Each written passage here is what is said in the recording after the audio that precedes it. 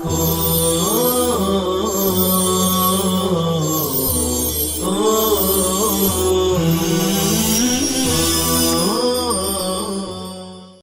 الرحمن الرحیم اللہم صلی وسلم وبارک علی سیدنا محمد وآلہ وصحبہ اجمعین۔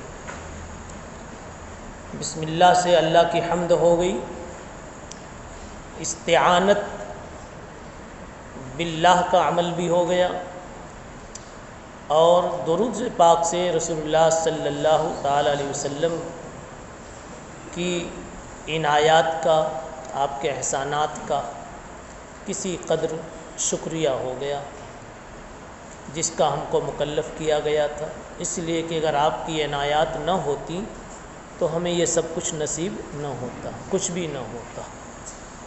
اس لیے ہر کار خیر کے ساتھ درود شریف کا اہتمام کر لینا چاہیے۔ باب ما جاء فی الفحش، ایک نسخہ میں ہے فی الفحش کی جگہ والتفحش، دونوں بھی ہے، یعنی باب ما جاء فی الفحش والتفحش، فحش اور تفحش کا بیان۔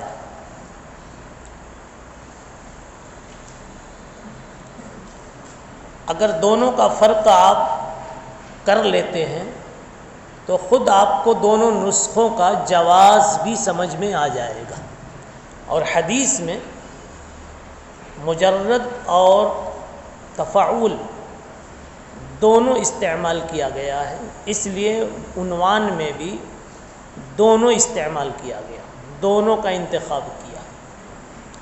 اب فرق سمجھیے، پہلے تو فحش سمجھیے، فا حا شین کے مجموعے کا معنی کیا ہے؟ اس کا اصلی معنی ہے بے حیائی کے،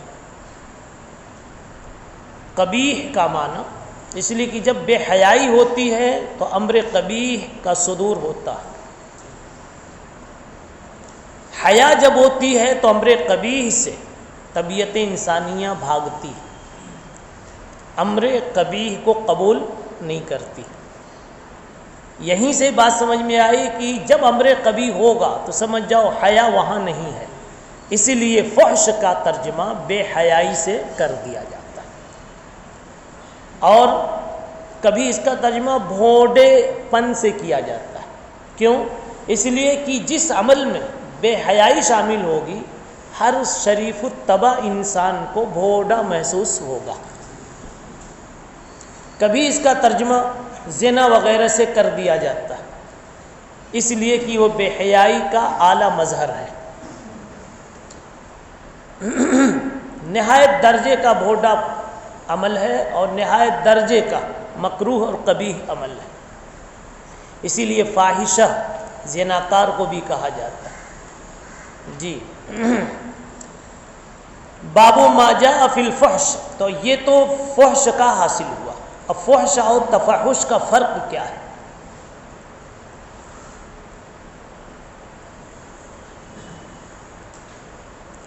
تفحش کا معنی ہے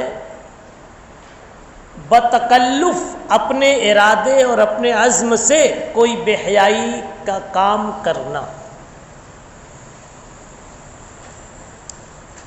اپنے ارادے سے بتکلف سوچ کر بے حیائی کی حرکت کرنا، قولاً یا فعلاً۔ اور فحش کے بارے میں دو تفسیر کی گئی،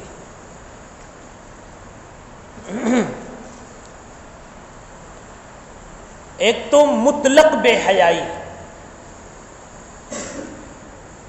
مطلق بے حیائی قولی ہو یا فعلی، نمبر دو ایسی بے حیائی جو انسان کے مزاج، اس انسان کے مزاج کی وجہ سے وجود میں آئی، یعنی جس سے یہ بے حیائی صادر ہوئی ہے وہ مزاج ہی بے حیائی کا رکھتا ہے، اس کی طبیعت ثانیہ ہی بن چکی ہے بے حیائی کی۔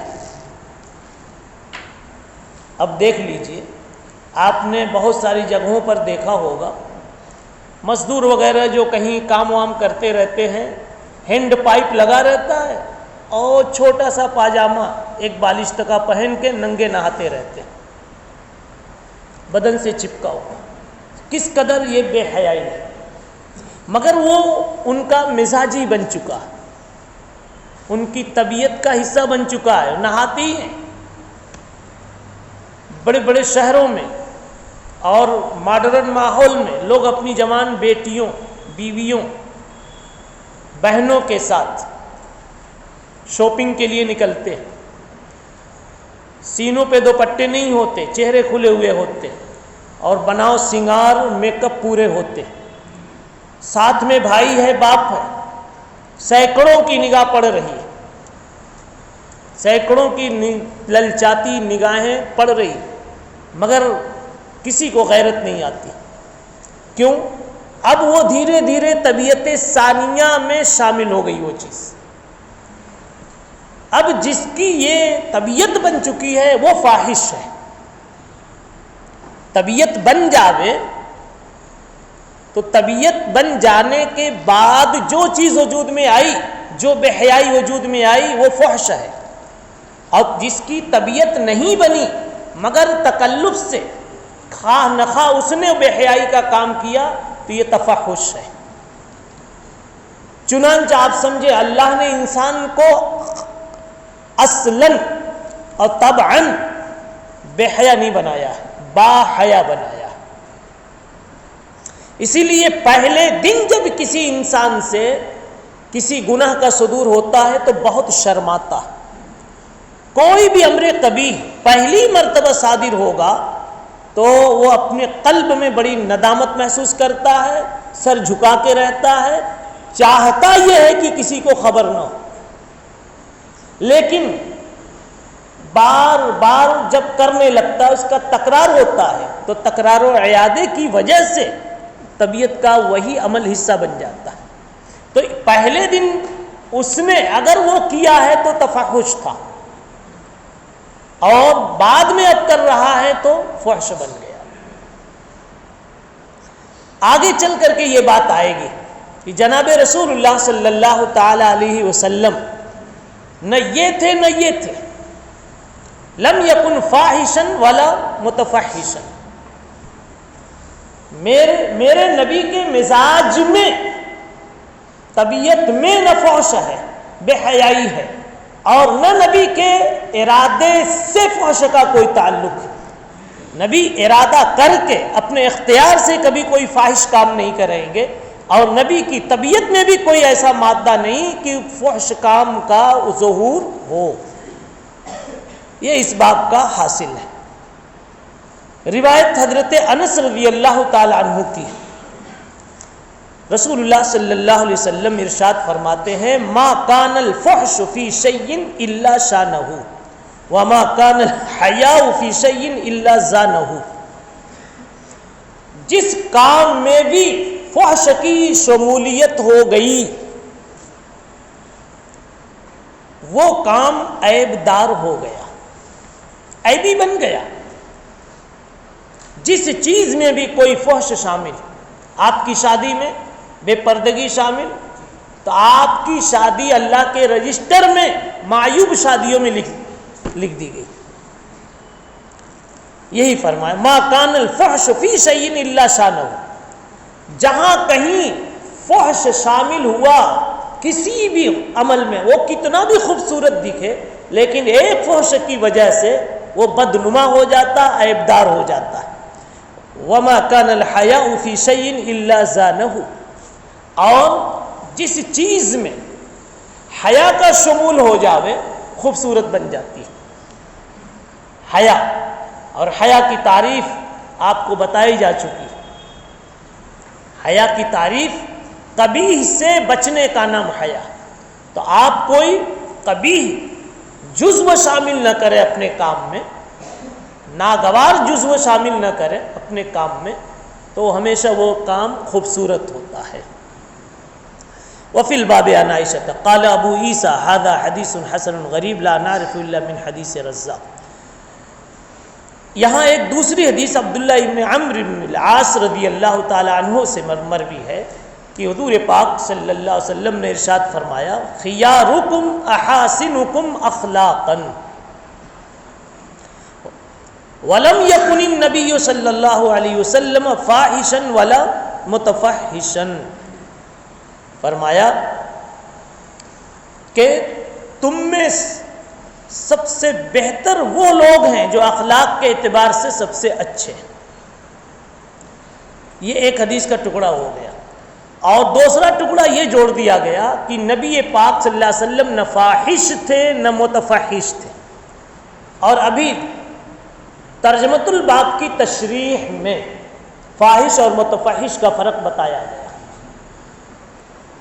دیکھو، ایک آدمی کی طبیعت میں فحش نہیں ہوتا، لیکن کسی ماحول میں آ کر کے وہ بھی بالارادہ فحش کام کر لیتا ہے۔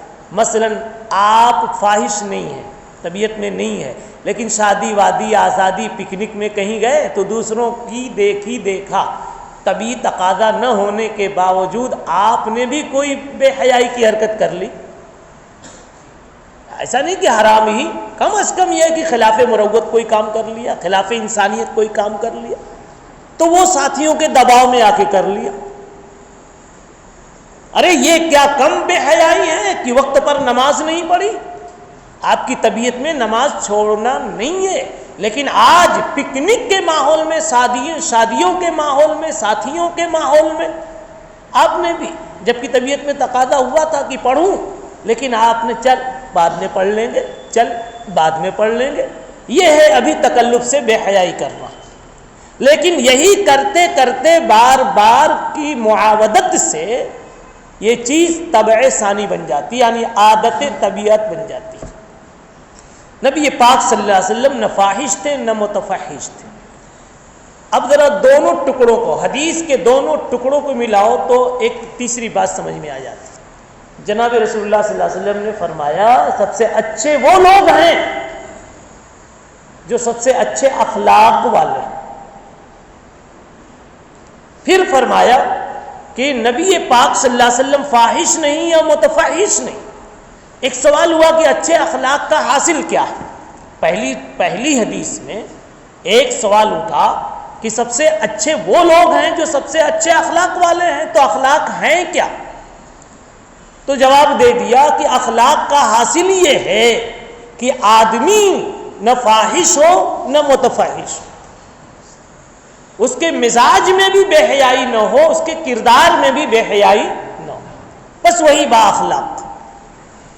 اچھا، اور حیا کا، بے حیائی اور حیا کا مفہوم اتنا وسیع ہے کہ آپ ہر مکروہ اور معیوب اور ہر مذموم قول و فعل پر اور ہر حرام قول و فعل پر اس کا انطباق کر سکتے، اس لیے کہ حیا کا حاصل ہے انقباض عن القبیح، قبیح سے بچنا۔ قبیح زنا بھی ہے، قبیح اس سے نیچے بد نظری بھی ہے، کبھی بد گوئی بھی ہے، بد کلامی بھی ہے، بد فکری بھی ہے، بد رفتاری، بد گفتاری، اسی طریقے سے حرام خوری بھی ہے، ہر گناہ اس میں، اس لیے کہ شریعت کے احکام سے ہٹ کر جو کیا جائے وہ سب قبیح ہے اللہ کے نزدیک بھی اور سلیم الطبع انسانوں کے نزدیک۔ کیوں بھائی کسی کا لوٹ کر کھانا کسی اچھے انسان کو، جو انسان ہے، اچھا لگے گا؟ غیر مسلم ہو وہ بھی اس کو معیوب کہے گا، اس کا کیوں لوٹا، اس کے ہاتھ کا لقمہ کیوں گرایا، کیوں چھینا؟ دہریہ ہوگا وہ بھی، کیوں؟ اس لیے کہ مانا کہ خدا کو نہیں مانتا، لیکن اگر اس کی طبیعت سلیم ہے، تو اگر اس کی طبیعت میں اچھائی باقی ہے تو اس لقمہ چھیننے کو کبھی بھی وہ اچھا کام نہیں کہہ سکتا۔ تو اچھے اخلاق کی تعریف ہوگی۔ اب یہاں ایک بات، اخلاق کی بات آئی تو ایک بات کی وضاحت کر لی جائے۔ حسن خلق کسے کہتے ہیں؟ حسن خلق کسے کہتے ہیں؟ جواب، انسان میں 3 بنیادی صفات رکھی گئی ہیں، انہی صفات ثلاثہ میں اعتدال آ جانے کا نام حسن خلق ہے۔ انسان میں 3 بنیادی صفات تھیں، انہی 3 صفات کی وجہ سے وہ ساری حرکتیں کرتا ہے۔ اس کے سارے محاسن انہی 3 صفات کی چکی کے ارد گرد سارے محاسن گھوم رہے ہیں۔ اب آپ کو انتظار ہے کہ 3 صفات کیا ہے؟ انتظار اسی لیے کروا رہا ہوں کہ انتظار کے بعد سنو گے تو باتیں یاد رہیں گی۔ نمبر 1 عقل۔ انسان کی ایک صفت یہ ہے کہ وہ عاقل ہے، یعنی اس میں صفت عقل فہم ہے، جس کو علم بھی کہہ لیجیے۔ نادان مخلوق نہیں ہے یہ، اس کو پتا ہے کہ کون سی چیز اچھی ہے بری ہے، کیا میٹھی ہے کیا تیکھی ہے، کیا بھلی ہے اور کیا غیر بھلی ہے۔ اس کو اللہ نے علم دیا ہے، یہ ہر چیز کا علم دیا ہے۔ اللہ کے تعلق سے بھی جانتا ہے اتنا جتنا جاننا اس کی شان ہے۔ کس کی؟ بندے کی شان اتنی ہے کہ اللہ کو صرف اجمالاً جانے، بے حقیقت ہی و ماہیت ہی و کنہ ہی جاننا کسی انسان کے بس کی بات نہیں۔ تو انسان کی ایک صفت ہے کیا؟ عقل۔ دوسری صفت غضب ہے۔ غضب، غصہ، کسی ناگوار نامناسب چیز کو دیکھ کر بھڑک اٹھنے کا جذبہ، یہ انسان میں اللہ نے رکھا، یہ اس کی صفت ہے۔ نمبر 3 شہوت۔ شہوت بمانا جوانی کی شہوت نہیں، لالچ۔ شہوت بمانا لالچ، وہ چاہے لالچ جنسی ہو یعنی جوانی کی، چاہے لالچ پیٹ کی ہو، چاہے لالچ عزت و آبرو کی ہو۔ آدمی کو لالچ ہوتی ہے نا کہ میں جہاں رہوں باعزت رہوں، چاہے اس کو لالچ اس کی یعنی اس کو خواہش، لالچ بول کے کیا کہہ لو، خواہش راحت و آرام کی ہو کہ میں راحت سے رہوں۔ شہوت عربی لفظ ہے، عربی میں شہوت بمانا اشتہا ہے، اردو والوں نے اس شہوت کو ایک ہی معنی میں خاص کر دیا، اس لیے شہوت نہ بول کر اشتہا بولا جائے یا خواہش بولی جائے تو شاید مفہوم متمیز ہو جائے، واضح ہو جائے۔ خیر، انسان میں کتنی صفت؟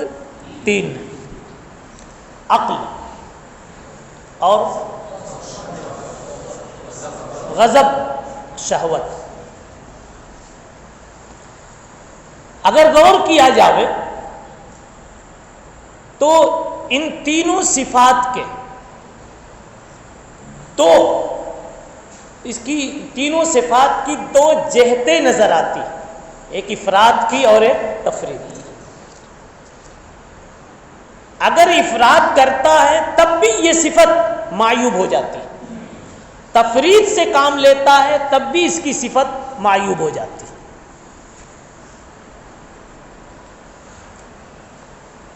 مثلا ورنہ اگر عدل کے ساتھ اعتدال کے ساتھ تینوں صفات کو انسان دیکھتا ہے اور لے چلتا ہے تو یہ صفات بالکل مستحسن ہے، محمود ہے۔ غصہ انسان میں ہونا محمود ہے، عدل کی صفت کے ساتھ یعنی اعتدال کی صفت کے ساتھ، کہ کتنا ہونا، کب ہونا، کہاں ہونا۔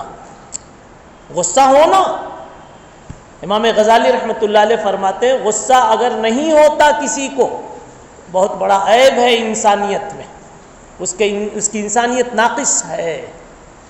اس لیے کہ اگر آپ میں غصے کی صفت نہیں ہے، غصے کا جوہر نہیں ہے، آپ کا مال کوئی لے کے بھاگے گا آپ کو غصہ نہیں آئے گا، آپ کی آبرو کوئی لے کے بھاگے گا، آپ کی بیوی پر دست درازی کرے گا، آپ کی محارم پر، گھر کی عورتوں پر دست درازی کرے گا، آپ کو غصہ نہیں آئے گا۔ ظالم کسی پر ظلم کرے گا آپ کو غصہ نہیں آئے گا، ڈاکہ زنی پر غصہ نہیں آئے گا، گالی گلوچ پر غصہ نہیں آئے گا، محسن کی ناقدری کرو گے غصہ نہیں آئے گا۔ غصہ اچھی صفت ہے، اس شرط کے ساتھ کہ اس میں صفت عدل ہو، صفت اعتدال ہو۔ کہاں کرنا، کتنا کرنا اور کیا، بس جب کب کرنا جی، بے محل نہ کرنا جی، سیدھی سی بات یہ، غصہ بے محل اور بے مقدار نہ کرنا۔ تیسری چیز ہے شہوت، اشتہا، یعنی کہ خواہش۔ خواہش انسان میں ہونا اس کا حسن ہے۔ اگر خواہش نہ ہو تو انسان کوئی نیکی نہیں کرے گا، اگر بدی نہ کرے تو کوئی نیکی بھی نہیں کرے۔ ارے خواہش انسان کے اندر میں اللہ نے رکھی ہے، اسی کے نتیجے میں، جنت کی لالچ کے نتیجے میں، اللہ مجھ سے خوش رہے اس لالچ کے نتیجے میں، رسول اللہ صلی اللہ علیہ وسلم مجھ سے خوش رہے، شفاعت مل جائے اس آرزو اور اس لالچ کے نتیجے میں، صحابہ کرام جیسی پیاری ہستیوں کے ساتھ میں بھی ملوں اس آرزو کے نتیجے میں انسان نیکیاں کر رہا ہے۔ مجھے دنیا میں بھی رہوں تو عزت کے ساتھ یاد کیا جاوے، اس لیے انسان بڑا بڑا خرچ کر لیتا ہے وغیرہ وغیرہ۔ کچھ دوسرے سے لینا نہیں، لیکن ایک اچھا آدمی کہا جائے۔ اگر یہ لالچ نہ ہو تو بہت سی نیکیاں نہیں کر پائے گا۔ لالچ نہ ہو تو کھائے گا بھی نہیں، لالچ نہ ہو تو بیوی سے ملے گا بھی نہیں۔ یہ ساری دنیا کی ترتیبیں چل رہی ہے شہوت کی بنیاد پر، یعنی خواہش کی بنیاد پر، ورنہ کل کو محراب آباد کون کرے گا؟ ممبر کی زینت کون بنے گا؟ مسند درس پر رونق افروز کون ہوگا؟ آپ کو ابھی سے اس کی لالچ اندر سموئی ہوئی ہے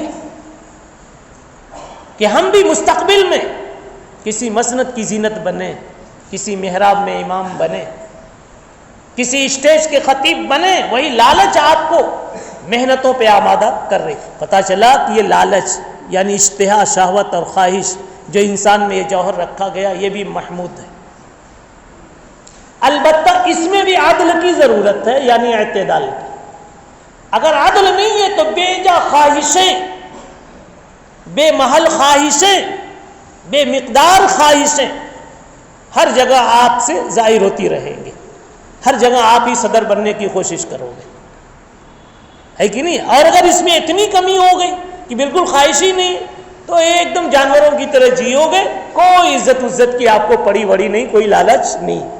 اپنے کو بے عزت کرنا شریعت اس کا بھی جواز نہیں دیتی، اور ایک دم اعلیٰ بننا، تکبر کی صفت کے ساتھ جینا کہ جہاں رہوں میں رہوں، شریعت اس کی بھی اجازت نہیں دیتی۔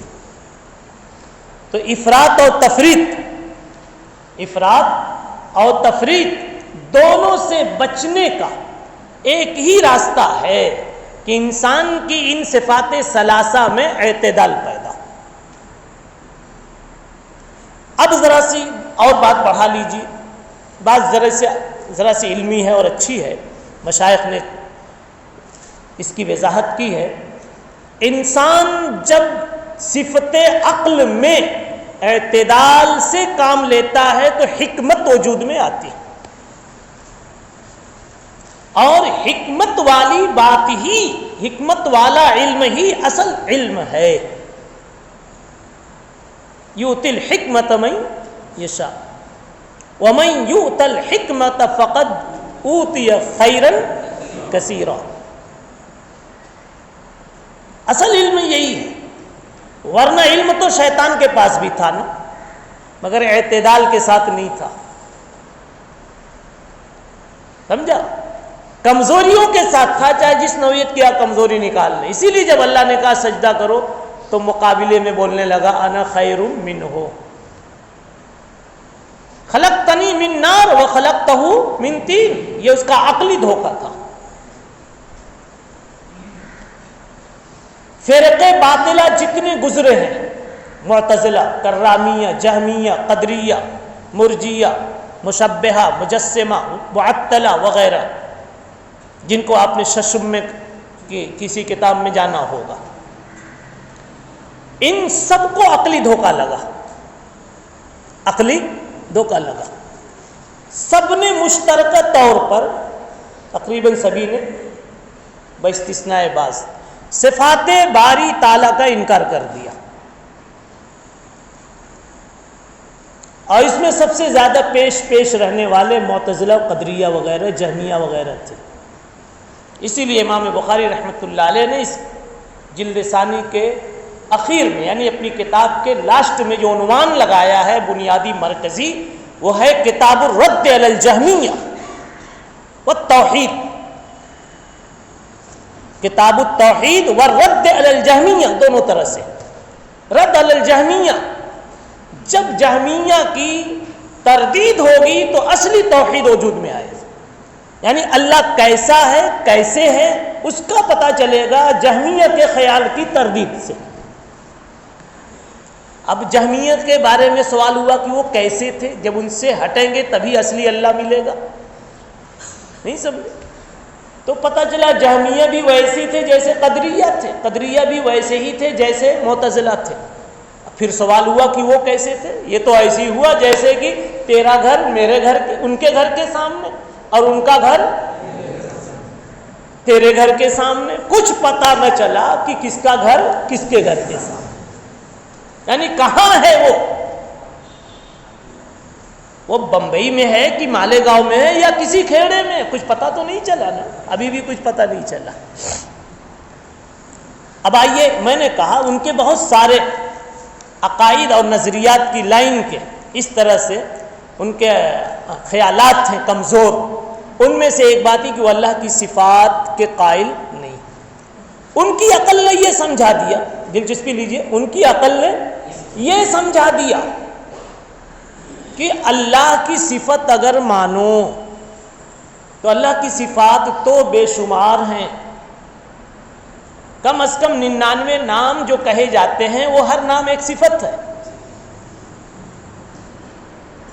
اللہ کی ذات قدیم ہے تو اللہ کی صفات بھی قدیم ہونی چاہیے، تو لازم آئے گا تعدد قدما، کثرت قدما، یعنی کہ قدیم ایک چیز نہیں ہے، قدیم تو 99 چیزیں ہوں گی۔ بس ان کی عقل نے یہاں دھوکہ کھا لیا۔ اصل یہی بتانا ہے کہ عقل بھی کہیں کہیں کام نہیں کر پاتی، دھوکہ کھا لیا۔ اس لیے ان لوگوں نے کہا اللہ کی صفت مانو ہی نہیں، جب مانو گے نہیں تو ایک اللہ کی ذات صرف مانو تو وحدت قدیم کا نظریہ اپنی جگہ باقی رہے گا کہ اللہ تعالیٰ کی ذات واحد قدیم ہے، کوئی اور دوسرا قدیم نہیں، ورنہ تو پھر 99 قدمہ ماننے پڑیں گے کہ یہ بھی قدیم، ملک بھی قدیم، مالک بھی قدیم، اور رحمان بھی، رحیم بھی، کریم بھی، حلیم بھی، علیم بھی، سب قدیم۔ اس میں آ کے پھنس گئے۔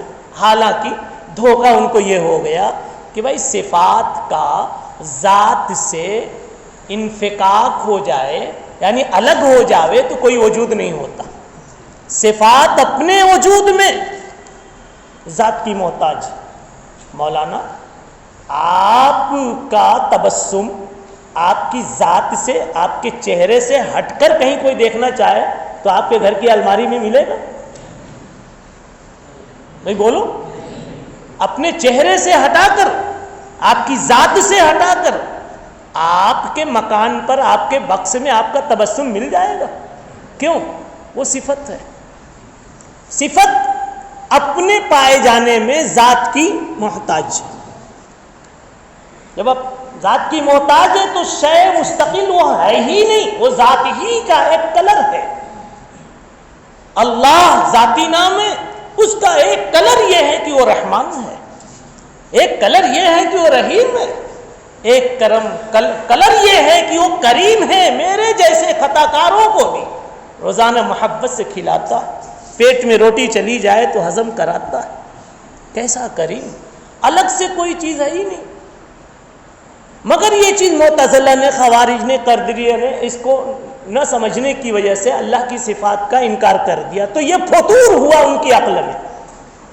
اب جب عقل میں فطور ہوگا، جب عقل میں فطور ہوگا تو علم صحیح کبھی حاصل نہیں ہوگا، کبھی بھی علم صحیح حاصل نہیں ہوگا، پھر جہالت ہی جہالت رہے۔ جی،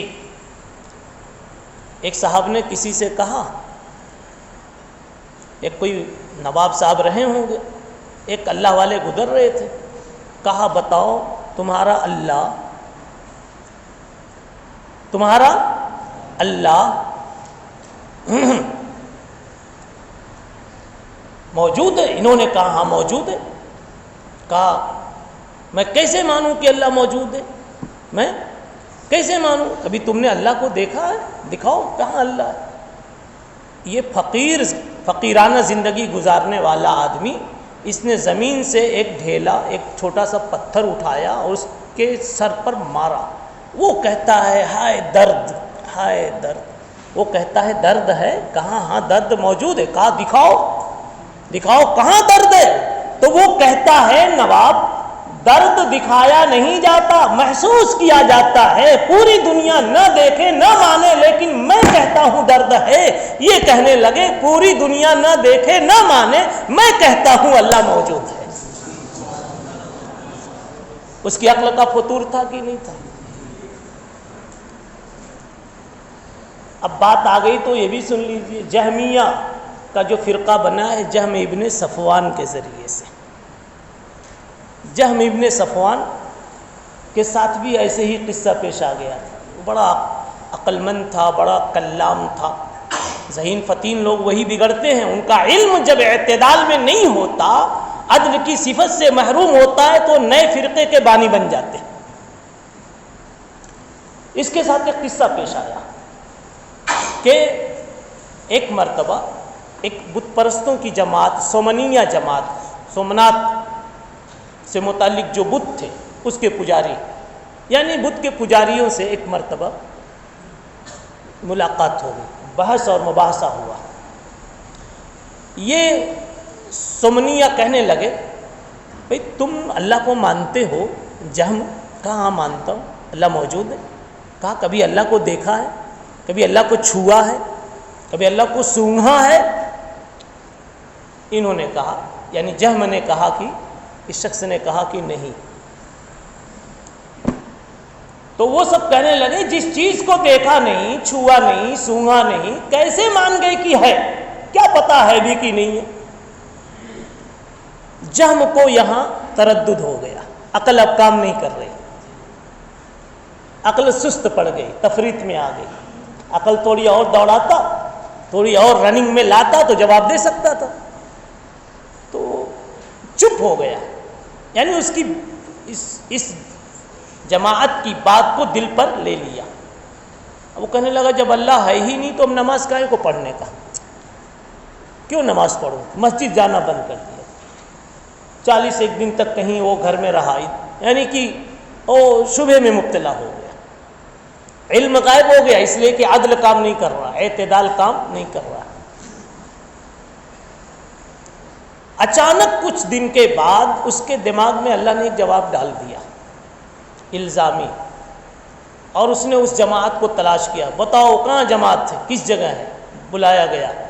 اس نے جواب میں کہا اے لوگوں تم بتاؤ تمہارے اندر میں روح ہے کہ نہیں؟ تو جماعت کے لوگوں نے کہا روح ہے. کہا کبھی روح کو دیکھا ہے؟ کہا نہیں. چھوا ہے؟ نہیں. سونگھا ہے؟ نہیں. جب تم روح کو تم نے دیکھا نہیں، چھوا نہیں، سونگھا نہیں، پھر بھی کہتے ہو کہ ہے، میں بھی کہتا ہوں اللہ کو دیکھا نہیں، چھوا نہیں، سونگھا نہیں، پھر بھی کہتا ہوں اللہ ہے. اب تالیاں بج گئی، شاباشی ہو گئی. نہیں سمجھے؟ اب جب ایسے لوگ شاباشی پاتے ہیں نا، زیادہ حوصلہ پاتے ہیں تو پھر کنٹرول سے باہر بھی ہو جاتے. وہاں سے اس نے اپنی نئی جماعت بنانے کا کام شروع کیا. لوگ جب بہت چڑھا دیتے ہیں نا تو ان کے تفردات شروع ہو جاتے ہیں، اور تفردات کو کچھ لوگ لینے والے ہو جاتے ہیں تو پوری ایک جماعت تیار ہو جاتی ہے. حالانکہ عامتاً وہاں دخل قلت علم کا ہوتا ہے. قلت علم کے باوجود جب شہرت ہو جاتی ہے تو انسان نیا فرقہ بنا لیتا ہے.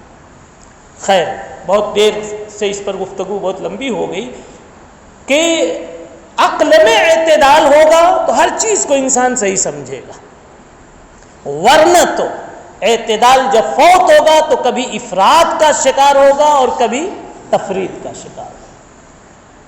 دوسری چیز غضب. انسان جب غصہ صحیح جگہ پہ کرے گا اور مقدار مطلوب تک کرے گا تو عند اللہ اس پر اجر ہوگا۔ رسول اللہ صلی اللہ علیہ وسلم نے غصہ دکھلایا ہے، موقع موقع پر دکھایا ہے۔ حدیث میں آتا ہے کأن الرمان عصر فی وجہی، اتنا غصہ آتا تھا اور آپ ایسے گورے چٹے تھے، خوبصورت تھے، اور کہ جب غصے میں رگوں میں خون دوڑنے لگتا تھا تو ایسا چہرہ دکھتا تھا کہ گویا آپ کے سفید چہرے پر انار نچوڑ دیا گیا۔ کأن الرمان عصر فی وجہہ، یعنی رگیں پھول جاتی تھی۔ تو غصہ تو کیا آپ نے، لیکن کہاں کرنا، کتنا کرنا، یہ اس کے اعتدال کے ساتھ کیا، اس کے اعتبار کے ساتھ کیا۔ اس لیے ہم کو بھی کرنا ہے اپنی اولاد پر یا اپنی جگہوں پر، لیکن اعتدال کے ساتھ۔ تیسری چیز شہوت۔ غصہ جب اعتدال کے ساتھ ہوگا تو نتیجے میں شجاعت وجود میں آئے گی، بزدلی نہیں آئے گی، ورنہ غصہ ہی نہیں ہوگا تو بزدلی آ جائے گی۔ اور اگر غصہ بہت زیادہ ہو گیا تو شجاعت کے اوپر جو کہتے ہیں آپ کی زبان میں ایڈوانس بننا اور کیا بننا، دادا گیری کرنا، سمجھا، اس طرح کی چیزیں وجود میں آئیں گی جس کو عربی میں تہور کہا جاتا ہے۔ تہور زید علی عمرو، اس نے ایڈوانس پنا کیا، بیجا اس نے بہادری دکھائی۔ یہ جب جو ہے ضرورت سے زیادہ بہادری ہوگی، جب ضرورت سے زیادہ غصہ ہوگا تو یہ چیز پیدا ہوگی۔ جیسے بلی جب ضرورت سے زیادہ غصہ ہوتی کتے پر حملہ کرتی ہے اور بالآخر شہید ہو جاتی۔ جی، تیسری چیز شہوت نہ ہونا یہ بھی غلط ہے، اور ضرورت سے زیادہ ہونا، ضرورت سے زیادہ اگر ہے تو جس لائن کی بھی شہوت ہوگی اس لائن کا کوئی معیوب عمل وجود میں آئے گا۔ جنسی اگر ہے تو زنا وجود میں آئے گا، بطنی خواہش ہے تو پھر اسراف وجود میں آئے گا، اور بھی کوئی بھی چیزیں وجود میں آئیں گی۔ اور اگر اعتدال سے کم ہے یہ خواہش تو یاد رکھو کہ آپ کبھی صاحب اولاد نہیں ہو سکتے، اس لیے کہ ہے ہی نہیں خواہش آپ میں۔ اور کبھی بتایا میں نے کہ آپ جو ہیں کبھی جنت کے لیے کوئی نیک کام کرنے کا حوصلہ نہیں کرے گا، آپ کو خواہش ہی نہیں ہے۔ اس لیے کہا کہ جب شہوت اعتدال کے ساتھ ہوگی تو عفت وجود میں آئے گی۔ عفت کہتے ہیں پاک دامنی کو، یعنی آپ کا دامن افراط کے عیب سے بھی پاک ہوگا، تفریط کے عیب سے بھی پاک ہوگا۔ بہرحال یہ احاسنکم اخلاقاً کے ذیل میں لفظ اخلاق کی تفسیر جو خلق کی جمع ہے اس کے ذیل میں یہ بات آ گئی کہ سب سے اچھا انسان وہ ہے جو سب سے اچھے اخلاق والا ہو۔ مقصود جو تھا وہ یہ جملہ ہے کہ لم یکن النبی صلی اللہ علیہ وسلم فاحشا ولا متفحشا، نبی پاک صلی اللہ علیہ وسلم نہ فاحش تھے، یعنی نہ مزاج میں فحش تھا کہ بغیر ارادے کے ہوتا رہے، سمجھا، جو چیزیں مزاج میں شامل ہوتی نا وہ بغیر ارادے کی، جیسے یہ ہمارے ہاتھوں کا ہلنا بولنے کے وقت میں مزاج میں شامل ہے، طبیعت کے میں شامل ہے، اس لیے بلا ارادہ ہلتا رہتا، اور جیسے ہلنا ویسے ہلتا، سر ہلتا رہتا ہے آپ کا، حالانکہ آپ نے کبھی نیت نہیں کی۔ نویت ان احرک راسی حین اتمام کلامی کا، کبھی نہیں نیت کی آپ نے، کیوں؟ طبیعت بنی ہے ایسی۔ تو رسول اللہ صلی اللہ علیہ وسلم کی طبیعت تو ہر اعتبار سے حسین تھی۔ لم یکن فاحشا ولا متفحشا، بالقصد بھی کبھی آپ نے کوئی کام نہیں کیا، بلکہ سچ یہ ہے کہ لم یکن کی تعبیر یہ بتا رہی ہے کہ آپ کی یہ صفت تھی ہی نہیں، آپ کی یہ شان تھی ہی نہیں کہ ایسا ہوتا کہ آپ کبھی فحش کا ارادہ کرتے، یا آپ کی طبیعت سے کبھی کوئی فحش وجود میں آتا۔ لم یکن آپ کی شان ہی نہیں تھی، نفی شان کی یہ تعبیر ہے۔ سبحان اللہ و بحمدہ، سبحان اللہ العظیم۔